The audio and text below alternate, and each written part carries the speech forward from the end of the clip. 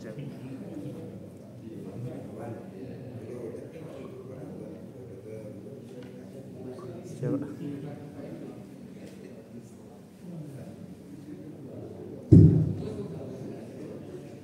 Bismillahirrahmanirrahim. Assalamualaikum warahmatullahi wabarakatuh. Alhamdulillahirabbil alamin. Wa bihi nasta'inu ala umuri dunya waddin. Wassalatu wassalamu ala asyrafil anbiya'i wal mursalin. Sayyidina wa maulana Muhammad wa ala alihi wa ashabihi ajma'in. Amma ba'd. Bapak Ibu jamaah salat maghrib Masjid Al-Falah yang dimuliakan Allah. Pertama kita panjatkan puji syukur kepada Allah atas segala nikmat yang tiada putusnya kita rasakan. Di antaranya adalah kita bisa bernafas lega sampai detik ini. Belum putus insya Allah. Nikmat yang terbesar adalah nikmat iman dan Islam. Juga masih terpatri di hati kita yang membawa kita semuanya dengan ringan langkah dari rumah masing-masing ke masjid ini dalam rangka memenuhi salat kewajiban kita, salat berjamaah. Mudah-mudahan langkah kita dari rumah ke sini diangkat derajat kita, dihapuskan salam-salam kita. Amin. Salawat dan salam kita limpahkan kepada junjungan Nabi yang mulia dan kita Muhammad sallallahu alaihi wasallam serta ahli keluarganya, para sahabat-sahabatnya dan tabi'in ila yaumil qiyamah. Mudah-mudahan kita termasuk pengikut-pengikutnya yang selalu menjalankan sunat-sunat jamaah Masjid Al-Falah yang dirahmati oleh Allah. Saya mengajak Bapak, Ibu ada ya, saudara semua, kita akan mengkaji atau mentadaburi salah satu di antara ayat Quran surat Thaha ayat 124 sampai 126.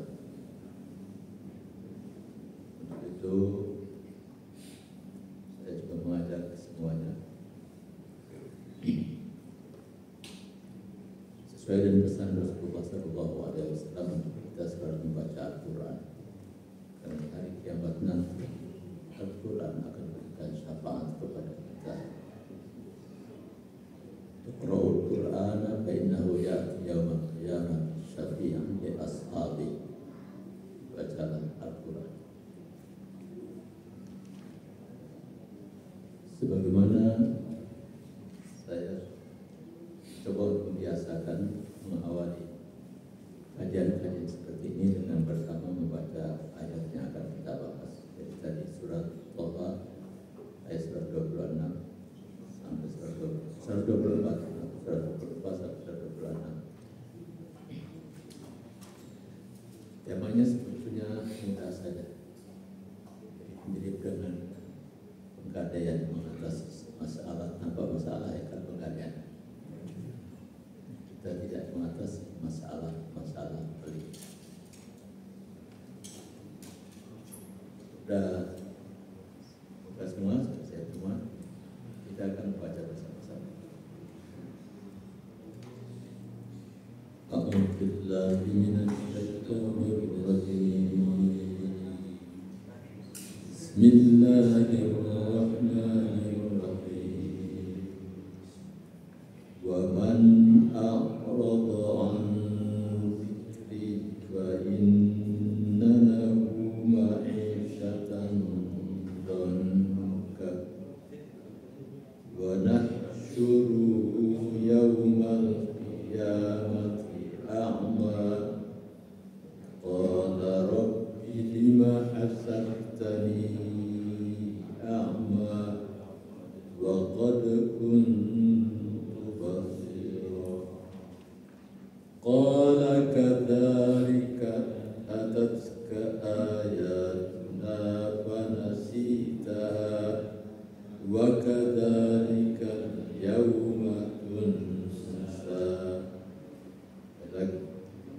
Bismillahirrahmanirrahim. Wa man a'rada an dzikri fa inna lahu ma'ishatan dhanka wa nahsyuruhu yawmal qiyamati a'ma. Qala rabbi lima hashartani a'ma wa qad kuntu basira. Qala kadzalika atatka ayatuna fanasitaha wa kadzalika al-yawma tunsa. Ya. Dan telah kita baca ini ditulis oleh Allah setiap huruf hidaiyah yang kita lafazkan satu kebaikan dan dibuka-bukakan 10 kali. Mudah-mudahan pula bagi yang ikut mendengarkannya diberikan balasan catat sebagai kebaikan mulai hari akhirat kelak. Siapa yang membaca terjemahnya? Silakan dibaca terjemahnya, kita dengarkan bersama-sama. Man a'rada an dzikri fa inna lahu ma'ishatan dhanka. Bismillahirrahmanirrahim. Dan barang siapa berpaling dari peringatanku, maka sungguh dia akan menjalani kehidupan yang sempit, dan kami akan mengumpulkannya pada hari kiamat dalam keadaan buta. Dia berkata, ya Tuhanku, mengapa engkau kumpulkan aku dalam keadaan buta, padahal dahulu aku melihat. Dia Allah berfirman, demikianlah dahulu telah datang kepadamu ayat-ayat kami dan kamu mengabaikannya. Jadi begitu pula pada hari ini kamu diabaikan. Iya. Ayat yang pertama ini yang kita tadi. Tapi karena ayat ini terkait juga dengan kehidupan hari kiamat, maka ayat 124 ini menurut Ibnu Katsir dalam tafsirnya ini berlaku di dunia. Ayat 124. Kalau ayat 125, 126 ya, karena disebutkan sini wa yaumal qiyamati a'ma wa nahsyuruhum yaumal qiyamati a'ma. Kami himpun mereka, kami kumpulkan mereka pada hari kiamat dalam keadaan dia buta. Qala rabbi lima hashartani a'ma. Ya Allah, ya Tuhan, kenapa engkau kumpulkan aku di tempat ini dalam keadaan buta? Qad kuntu basira, padahal dahulu saya di dunia itu melek, terus sekarang jadi buta di hari kiamat. Apa jawab Allah? Kadzalika atatka ayatuna. Dahulu datang ayat-ayat kami kepadamu, tapi engkau fanasitaha wa kadzalika al-yauma tunsa. Dahulu di dunia kamu lupa dengan peringatan dari Allah. Karena itu hari ini engkau dilupakan, dan engkau abaikan.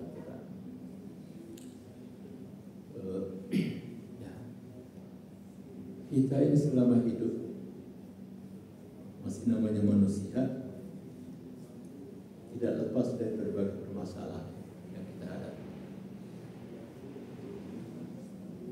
Tidak ada yang punya masalah kira-kira. Sekecil apapun pasti ada. Tapi kadang-kadang masalah ini membuat kita merasakan dunia ini terasa sempit, mengimpit. Kadang-kadang terasa seperti kita berada dalam sebuah ruangan yang sempit, pengap, tidak ada udara, bahkan sampai hampir-hampir kita kehabisan napas. hanya karena menghadapi suatu masalah. Kita ingin menjelaskan di sini tentang solusi menghadapi masalah apapun. Tapi ayat ini dulu kita jelaskan. Waman a'rada an dzikri. Waman a'rada an dzikri, itu artinya siapa-siapa yang berpaling dari peringatanku. Menurut Ibnu Katsir dalam tafsirnya, berpaling dari peringatanku ini artinya menyelisihi perintahku dan menyelisihi apa yang aku turunkan kepada utusanku, hambaku, rasulku Muhammad sallallahu alaihi wasallam. Itu a'rad. Man a'rad an dzikri. Jadi siapa-siapa yang menyelisihi perintahku, tidak mau menjalani perintah-perintahku, bahkan melanggar larang-larangku, menyelisih pula sunnah Rasulullah sallallahu alaihi wasallam, maka fa inna lahu ma'isyatan dhanka, dia akan menjalani kehidupan yang sempit. Kata Ibnu Katsir, itu kehidupan di dunia, bukan di akhirat. Akhirat dia datang dalam keadaan buta, akibat dari kehidupan dunia ini. Waman a'rada an dzikri.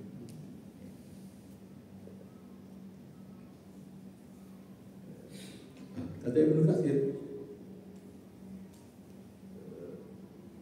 a'rada an dzikri di sini tadi, berpaling dari perintah-perintahku, bahkan melanggar larang-larangku, dan berpaling dari apa yang yakni Al-Quran yang turunkan kepada Rasulullah SAW. Wa tanasahu wa akhadha min ghairi huda. Al-Quran dilupakan, yang diambil adalah petunjuk selain dari Al-Quran dan Sunnah Rasulullah SAW. Jadi tidak hanya menyelisih perintah dan larangan Allah, juga sunnah-sunnah Rasulullah SAW, tapi tidak menjadikan Al-Quran dan Sunnah ini sebagai huda. Justru yang diambil adalah petunjuk-petunjuk yang lain. Justru yang dianut adalah pemikiran-pemikiran lain, bukan pemikiran Islam. Yang diikuti bukan Islam sebagai way of life, bukan sebagai jalan hidupnya, tapi yang jalani adalah jalan hidup yang bukan Islam. Itu makna wa'a'adul man a'rada dzikri.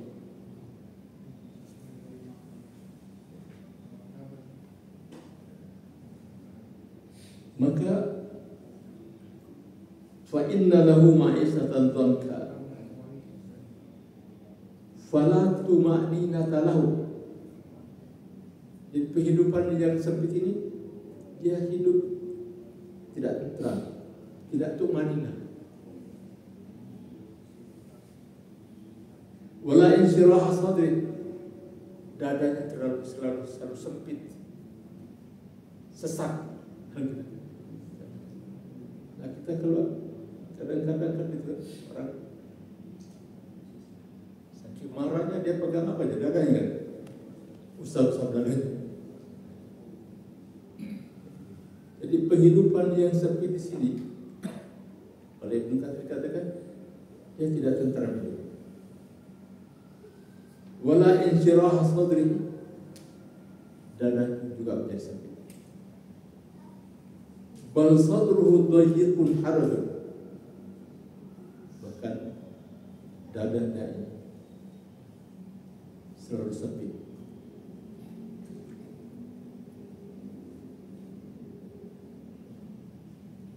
Wa in tana'ama dhahir, sekalipun kelihatan dari penampilannya seperti yang gagah, tapi hatinya ini nggak tentram.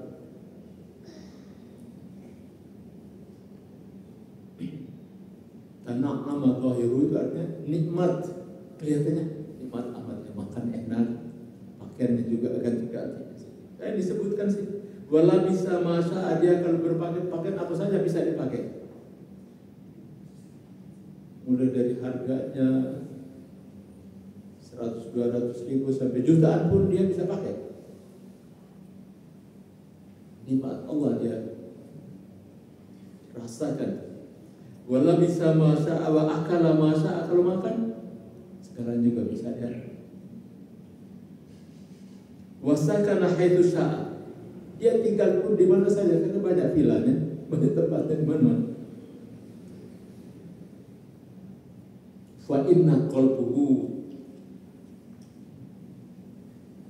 malam yakhlus ila yakin. Tapi hatinya apa? Kosong dari petunjuk Allah Subhanahu wa taala. Malam yakhlus ila yakin wal huda wa huwa fi khalaqin. Dia sesungguhnya sedang dalam keadaan khalaq, artinya risau.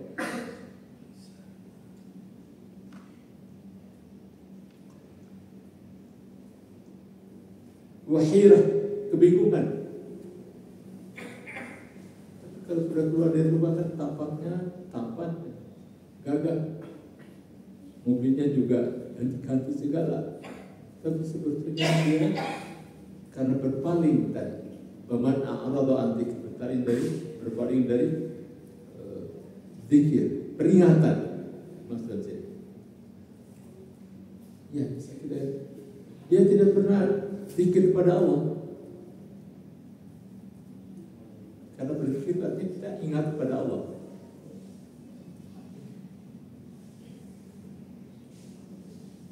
Dan disinilah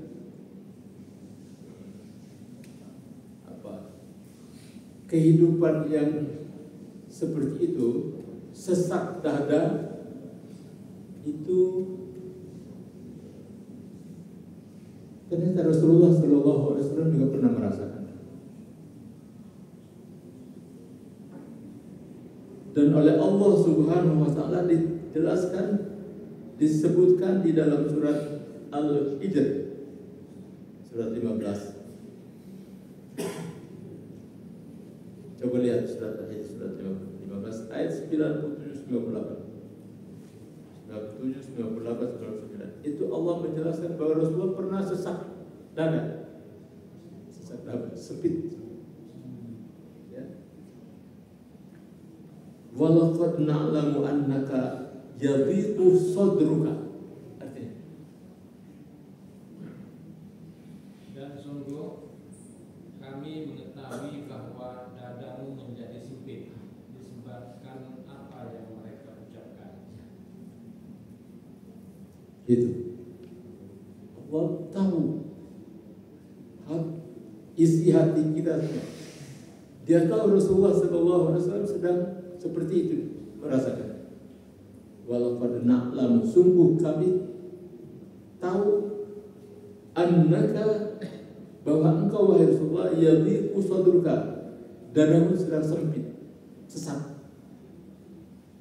Penyebabnya beda dengan kita. Kita kan mungkin saja ya anak-anak kita yang nakal. Rasulullah bukan itu. Sadadanya bima yaquluna, karena sering mendengar apa yang diucapkan oleh orang musyrikin. Dituduhnya orang gila, dituduhnya tukang sihir, dituduhnya pemecah belah. Kalau sekarang istilahnya apa? Tuduhan ekstrim. Rasulullah sering mendengar seperti itu.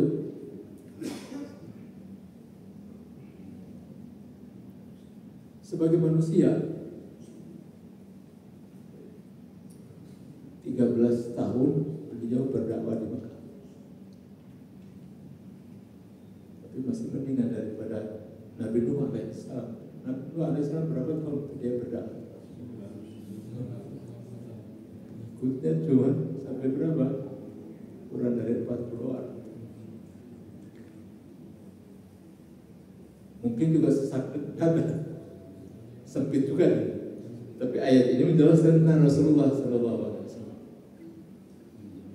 Jadi kalau kita mungkin masalah dunia, tapi Rasulullah masalah dakwah.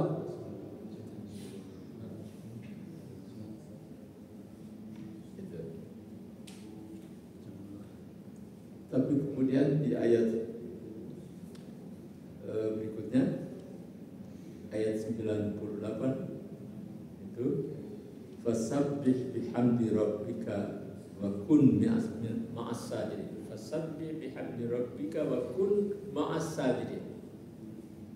Artinya, maka bertasbihlah dengan memuji Tuhanmu dan jadilah engkau di antara orang-orang yang sujud. ini satu. Ya Allah perintahkan padanya supaya dadamu tidak sempit, supaya tidak engkau lihat dunia ini. Kalau dulu tahun 70-an katanya dunia tidak selebar daun kelor. Supaya kau lihat dunia ini dunia yang luas padang. Tapi kalau orang sedang sempit segala macam kan, dunia sebegini luasnya dirasakan seperti dia berada dalam sebuah kamar gelap, pengap, bernapas pun juga hampir habis.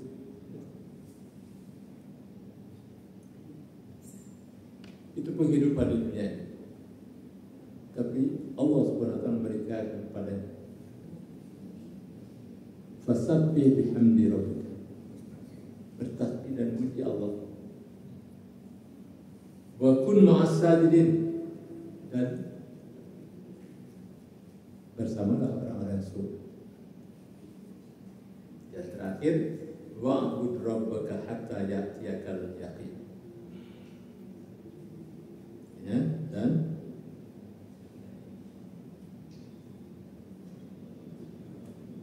wa'bud rabbaka, dan sembahlah Tuhanmu hatta ya'tiyakal yaqin, sampai kau yakin bahwa ajalmu sudah datang.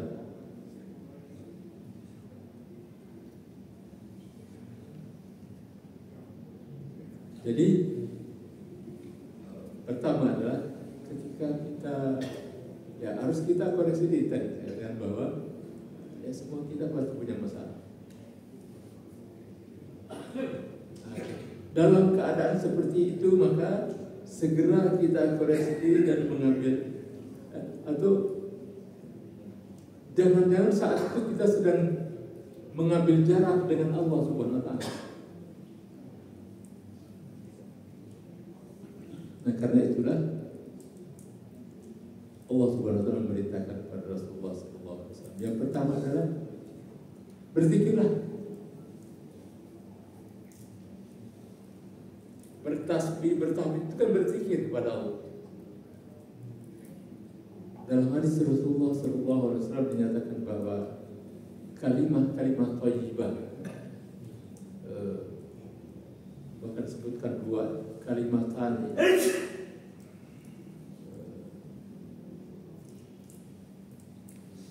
habibatani ilallah, ada kalimat-kalimat yang sangat dicintai, disukai oleh Allah.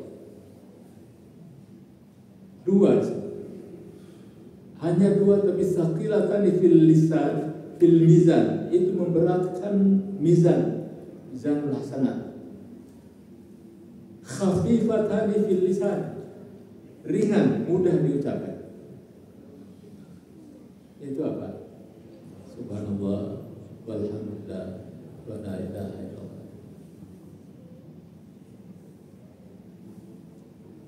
Kalau di kampung saya kan ada berzikir itu perlu sedia. Terus ada kopinya, ada gulanya, ada kuenya, dan semuanya. rokok.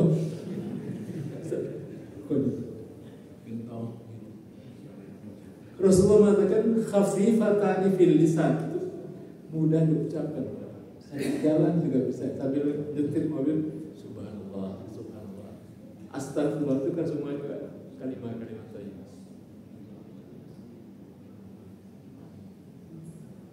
Berzikirlah.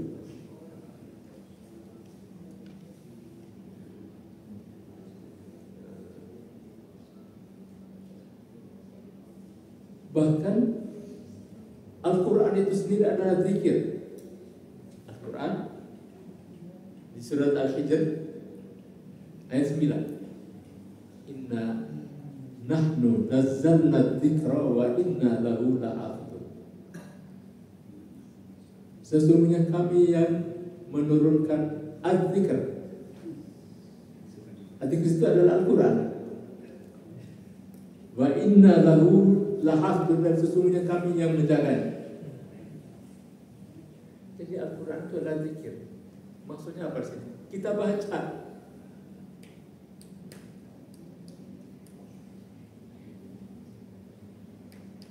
Dengan membaca Al-Quran. Nah, karena itulah doa. Di antara doa Rasulullah sallallahu alaihi wasallam. Allahumma inni as'aluka bi kulli ismin wa laka samaita bi nafsak. Ya Allah, aku mohon kepadamu dengan nama-namamu yang baik yang kau namakan itu dirimu. Terusnya gimana tuh? Allahumma inni as'aluka bi kulli ismin huwa laka samaita bihi nafsaka au anzaltahu fi kitabika. Aku mohon kepadamu dan nama-nama yang baik yang kau sebutkan dalam kitab Al-Quran yang kita kenal dengan Asmaul Husna, nama-nama yang baik 99 dalam Al-Quran. Au alamta ahadan min khalqika, atau nama-namamu yang baik yang kau pernah ajarkan kepada salah seorang di antara hamba-Mu. Aw ista'sartahu fi ilmil ghaibi 'indak, atau kau simpan di ilmu-Mu yang maha gaib. Ini menunjukkan bahwa nama-nama Allah itu tidak hanya 99. Maka apa doanya? Antaj'alal Qur'ana rabi'a qalbi, ya Allah, jadikanlah Al-Quran ini sebagai bunga hatiku.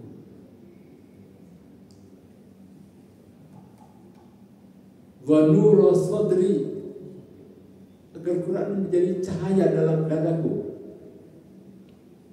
Wa jalaa hasbi, dan penghilang, untuk hilangkan sebagai pelipur lara. Wa jalaa, kita baca Al-Quran itu sebagai pelipur lara. Zikir di sini. Kalau tadi Ibnu Katsir kan bahkan zikir itu artinya apa? Ya kau harus, Allah tadi kan dikatakan bahwa kamu berpaling dari perintahku. Apa di antaranya? Salat. Salat itu juga zikir. Surat Al-Ankabut ayat 45 itu, "Utlu ma uhiya ilaika minal kitabi wa aqimis salata inna salata tanha 'anil fahsya'i wal munkar wa la dzikrullahi akbar." Salat itu adalah zikir besar. Paling besar. Dengan melaksanakan perintahnya, itulah kita zikir pada Allah. Yang paling ringan diucapkan tadi, dan itu. Apakah ada yang paling berat? Ada yang sangat berat. Orang-orang munafik itu paling berat kalau sholat. Tapi supaya tidak ketahuan belangnya, dia ikut sholat. Kalau perlu di stop dia paling depan.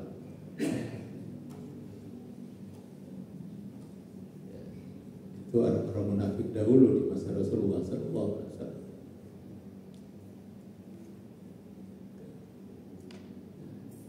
Jadi itu makna daripada zikir pada Allah. Jadi membaca Al-Quran adalah kita zikir, bertasbih, bertahlil, menyebut nama Allah. Dan Al-Quran itu sendiri adalah syifa, penyembuh. Di surat Al-Isra ayat 81, wa nunazzilu minal Qur'an ma huwa syifaa'un. Kami turunkan Al-Quran.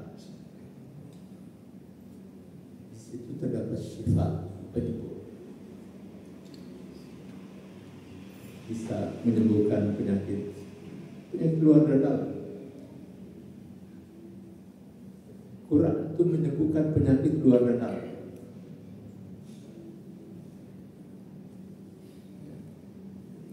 Bukan hanya untuk yang kesurupan di ruqyah.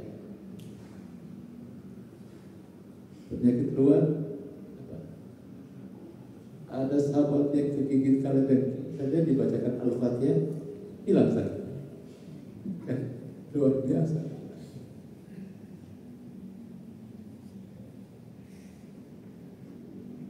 Al-Quran itu mukjizat. Dan sampai sekarang terus ditelusuri. Dan ternyata banyak dan kasus genosida di Palestina, banyak masyarakat Barat yang mencari tahu apa rahasianya.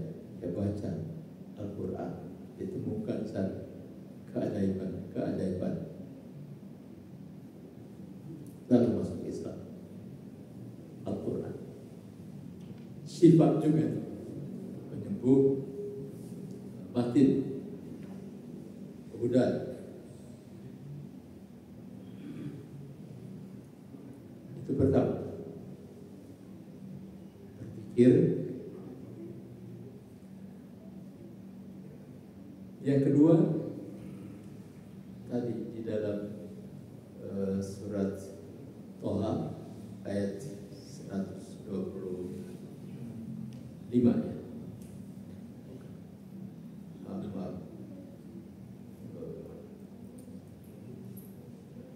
Ayat 98 dari surat Al-Hijr tadi. Perintah Allah kepada Rasulullah SAW,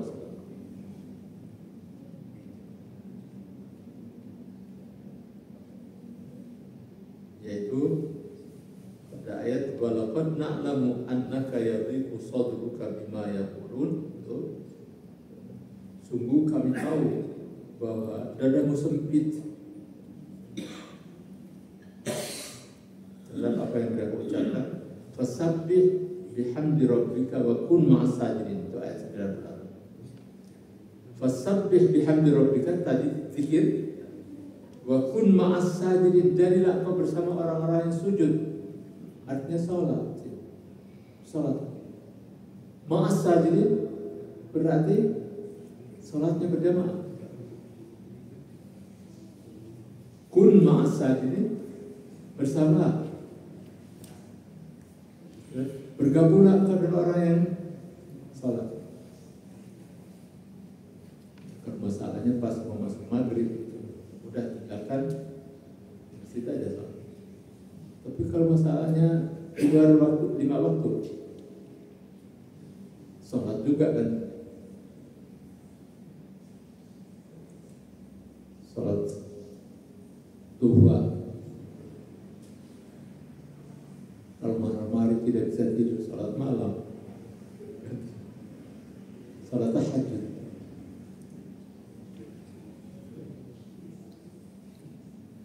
Salat mutlak. Itu semua termasuk dalam wa kun ma'as sajidin. Apakah dalam itu berjamaah atau ketika tidak ya berjamaah, kan waktu-waktu sholat saja. Tapi intinya adalah sini. Yang kedua adalah sholat, dan ditekankan berjamaah.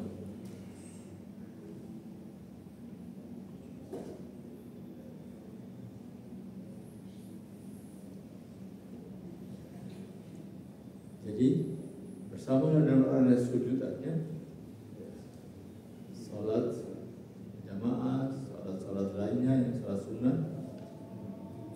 Yang ketiga, sudah masuk waktu.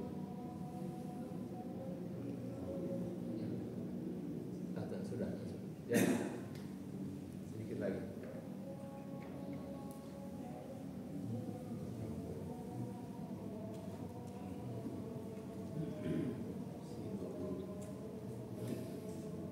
Sudah belum? 23.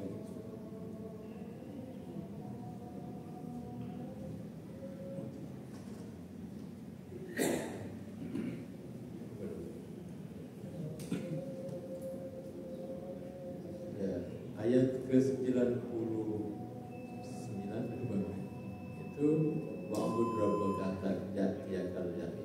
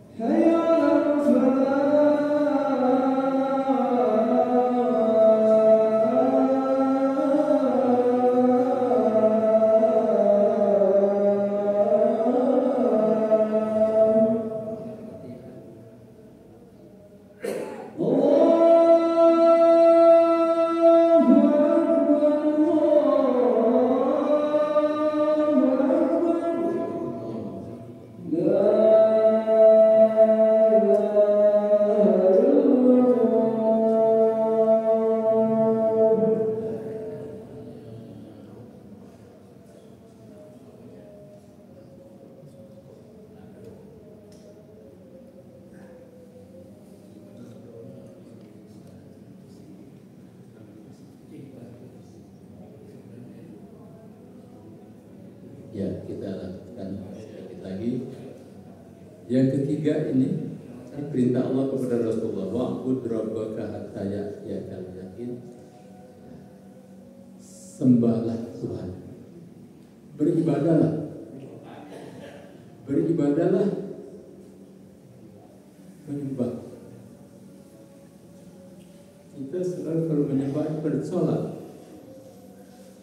Padahal ibadah bukan hanya bermakna menyembah sholat. Allah mengatakan sholat. Ibadah itu, para ulama mengatakan ismun jami'un lima yuhibbullahu wa yardahu. Sebuah nama yang mencakup makna yang begitu mendalam, luas, yaitu yang kita ucapkan, yang kita lakukan. Mahibullah wa yaqaw min qawlin aw fi'lin, berkata, perbuatan, zahiran kana aw batin, yang nampak maupun yang tersembunyi. Kalau diridhoi, disukai oleh Allah, ibadah, perbuatan apa? Maka syarat utama daripada ibadah kedua, satu itu ikhlasun niyah, dan yang kedua adalah ittiba' sunnah. Harus kita mengikuti sunnah Rasulullah SAW. Walaupun ikhlas kita, tapi kalau tidak sesuai dengan yang dicontohkan oleh Rasulullah, gak jadi ibadah.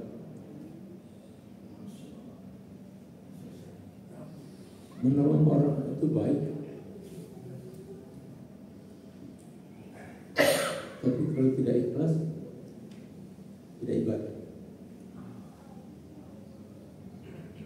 orang.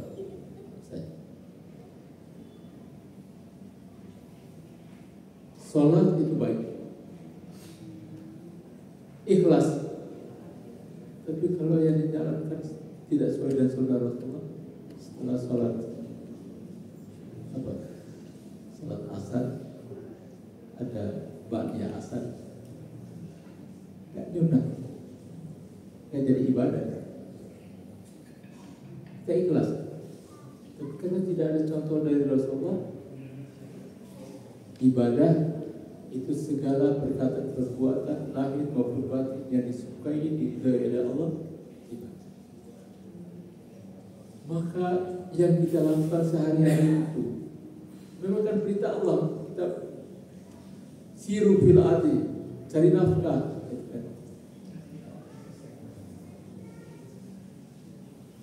Itu adalah ibadah.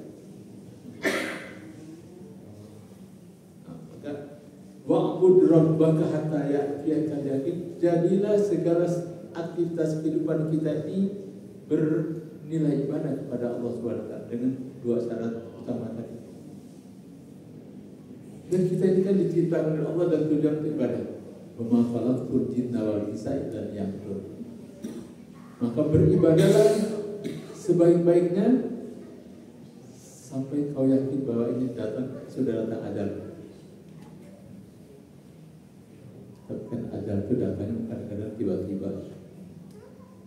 Bahkan saya lihat video ada yang sedang baca Al-Quran, acara pembukaan, jatuh meninggal. Itu ajal.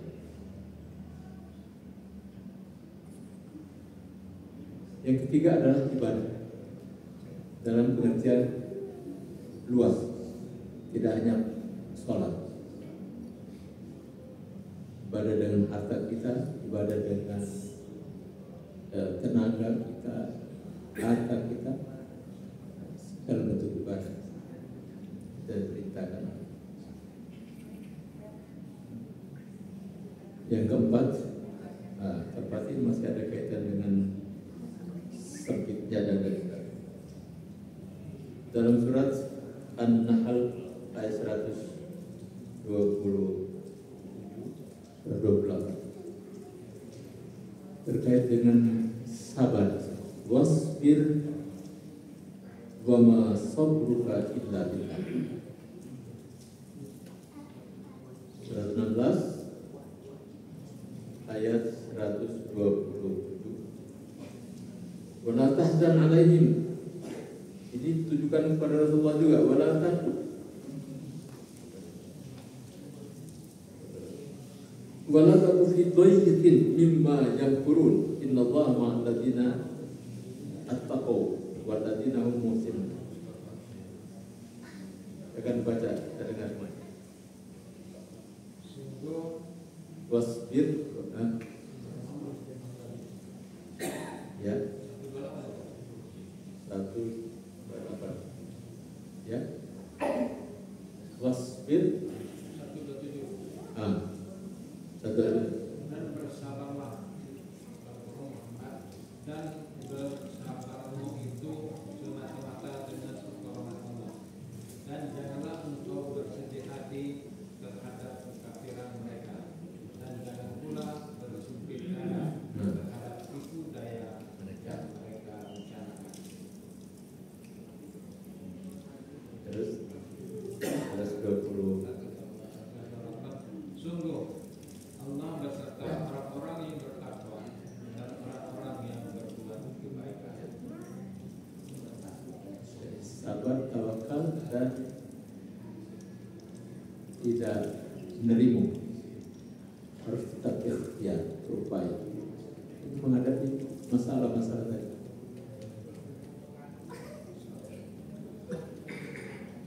Termasuk doa. Kuncinya adalah pada sabar. Sabar itu kan kalau ada sesuatu yang harus kita lakukan, itu dia tutup.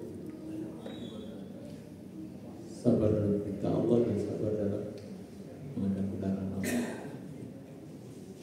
Itulah kurang lebih 4 hal yang harus kita lakukan supaya hidup kita tidak sempit, menyempit dan lain sebagainya. Ya, demikian. Apa ada yang bertanya?